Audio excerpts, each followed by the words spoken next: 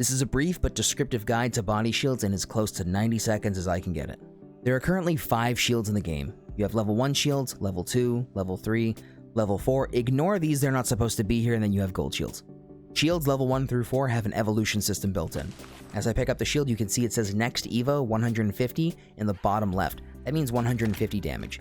As you deal damage to your opponents, that number is going to decrease until you level up your shields. I got a blue aura around the edge of the screen to signify that I upgraded to blue shields.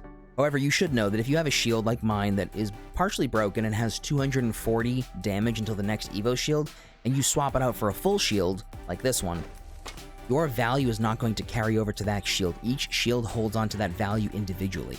So in an enemy's death box, you can find a shield that has less Evo points to go, or rather less damage until the next evolution, but it will be different from the shield you have on.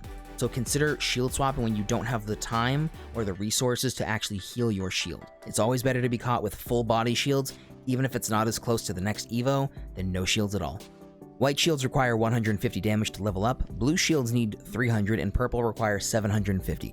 In total, to go from white to red, level 4 Evo, the best in the game, you need 1,200 damage. Shield cells take 3 seconds to use, and they give you 25 shields back. However, a syringe takes 5 seconds to use, and it gives you 25 health as well. So you're saving 2 seconds. In a fight, if you're trying to heal a little bit while your teammates are fighting an opponent, it's very important to get the quickest heals off that you can and get back in the fight to support them. If you have red Evo shields, don't sit there and use shield cells during a fight.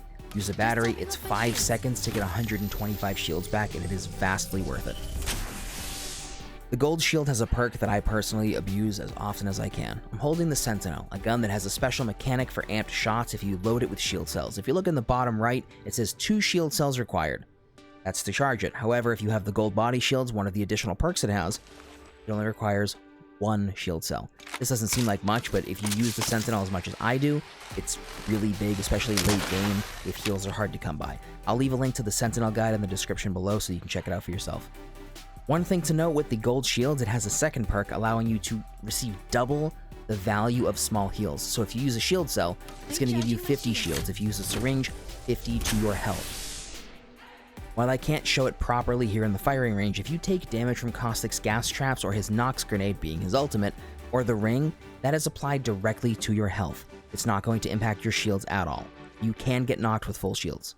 Now you may notice that I've been using Watson for this entire video, and that's for a very good reason. If you've been looking down in the bottom left corner and you thought that my shield bar was tweaking out a bit, you're not wrong. Watson has a passive that allows her to heal half of 1 shield per second, or 30 shield points per minute. This doesn't sound like a lot, but when you stack it with her interception pylon, especially in ranked, it's going to charge your shields a lot faster.